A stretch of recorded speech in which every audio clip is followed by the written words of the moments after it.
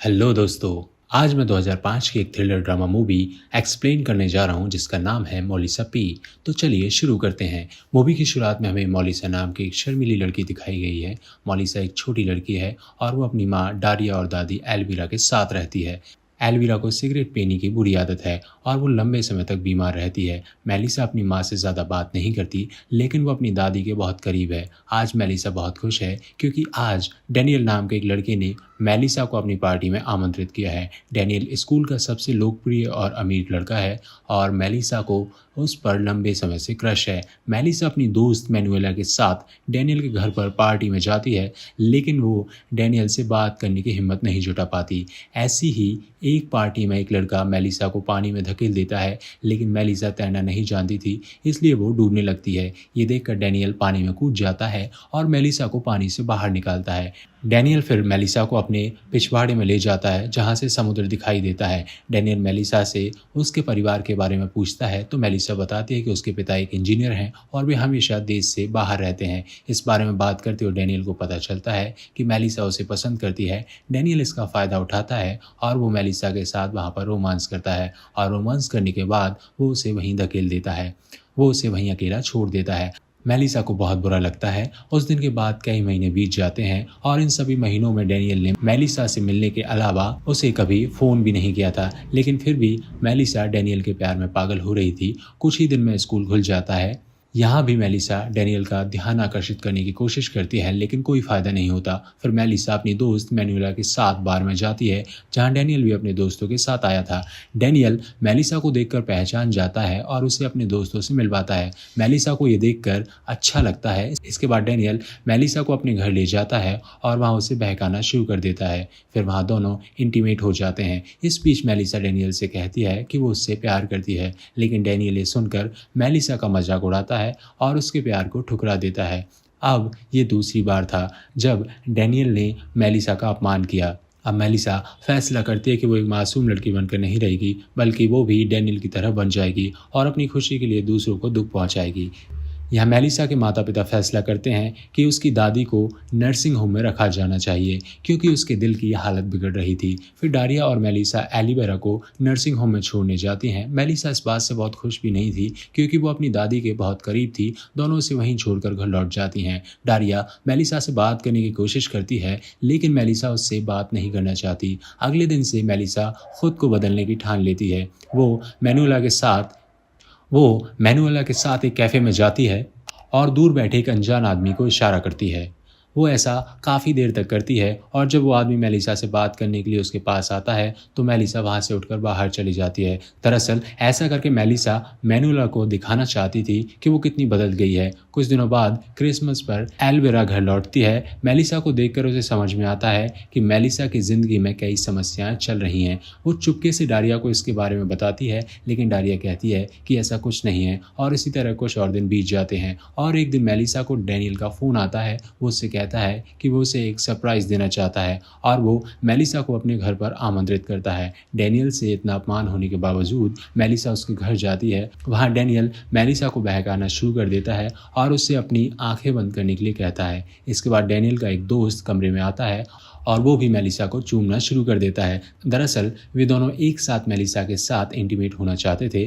फिर जब मेलिसा को इस बारे में पता चलता है तब वो वहाँ से जाने लगती है, लेकिन फिर ये दिखाने के लिए कि उसे किसी चीज़ की परवाह नहीं है वो वापस आती है और उन दोनों के साथ इंटीमेट हो जाती है। मेलिसा के पास एक डायरी भी थी जिसमें वो अपने साथ हुई घटना को लिखती थी। जब मैनुएला को मेलिसा की हरकतों के बारे में पता चलता है तब वो मेलिसा को समझाने की कोशिश करती है कि उसे ये सब नहीं करना चाहिए, लेकिन मेलिसा उसकी एक नहीं सुनती। अगले दिन मेलिसा स्कूटर पर एक म्यूजियम जाती है और वहाँ एक आदमी आता है और मेलिसा के पास बैठ जाता है और मेलिसा उसके साथ भी अंतरंग होती है। एक दिन मेलिसा की डायरी उसकी एक सहपाठी को मिल जाती है और वो उसे पूरी क्लास के सामने पढ़ती है, जिससे मेलिसा के सारे काले राज सबको पता चल जाते हैं। मेलिसा ने इस डायरी में अपने इंटीमेट होने के बारे में लिखा था और पूरी क्लास को भी इसके बारे में पता चल जाता है।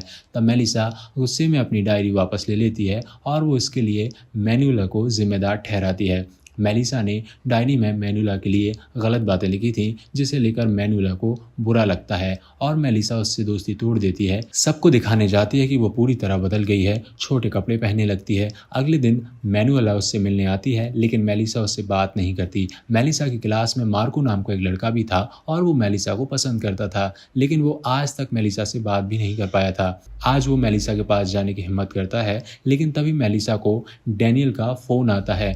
थोड़ी देर बाद डैनियल का दोस्त अर्नाल्डो मेलिसा से मिलने आता है और उससे कहता है कि आज वो उसे सरप्राइज़ देने वाला है। फिर वो उसकी आंखों पर पट्टी बांध देता है और उसे एक तहखाने में ले जाता है। हम तहखाने में देखते हैं कि अर्नाल्डो के अलावा वहाँ 4 और लड़के मौजूद हैं और फिर जब मेलिसा उन्हें देखती है तब वो सब कुछ समझ जाती है और फिर सबके साथ वहाँ मस्ती करती है। अब अगले दिन ये बात पूरे स्कूल में फैल जाती है और सबको पता चल जाता है कि मेलिसा कैसी लड़की है। फिर मेलिसा भी एक डेटिंग साइट पर अपना अकाउंट बनाती है। वहाँ वो कई अनजान लड़कों से चैट करती है। मेलिसा को इस साइट पर एक ऐसा आदमी मिलता है जिसकी वजह से मेलिसा बहुत बातें करने लगती है। फिर ये आदमी मेलिसा को अपने होटल में इंटीमेट होने के लिए बुलाता है और मेलिसा तैयार होकर उस होटल के लिए निकल जाती है। कुछ देर बाद डारिया घर आता है तो उसे नर्सिंग होम से फ़ोन आता है और उसे बताया जाता है कि दादी की तबीयत ठीक नहीं है और उसे जल्दी से आकर उनसे मिलना चाहिए। ये सुनने के बाद डारिया मेलिसा को ढूंढते हुए उसके कमरे में जाती है, लेकिन मेलिसा वहाँ नहीं थी।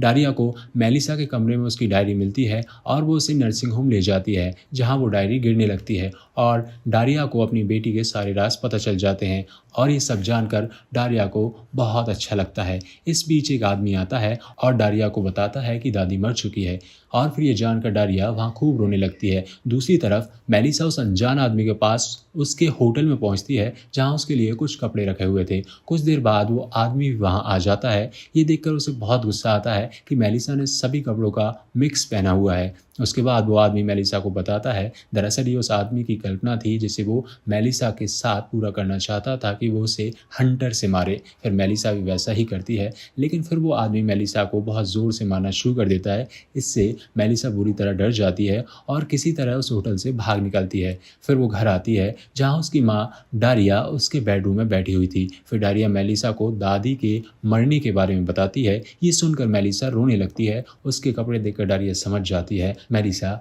यहीं से आ रही है। कुछ देर बाद डारिया मेलिसा को उसकी डायरी दिखाकर पूछती है कि इसमें जो लिखा है क्या वो सच है या सिर्फ तुम्हारी कल्पना है। मेलिसा कहती है कि हाँ बिल्कुल सच है। ये सुनकर दोनों वहीं रोने लगते हैं और डारिया मेलिसा से माफ़ी मांगती है कि उसे मेलिसा का बेहतर ख्याल रखना चाहिए था और आज से वो अपनी माँ से सब कुछ शेयर कर सकती है। और कुछ समय बीत जाता है और मेलिसा अपने असली रूप में वापस आ जाती है। आज उसका स्कूल का आखिरी दिन था और वो स्कूल जाने से पहले मैनुएला के घर जाती है, लेकिन वहाँ मेलिसा मैनुएला से फिर से दोस्ती कर लेती है।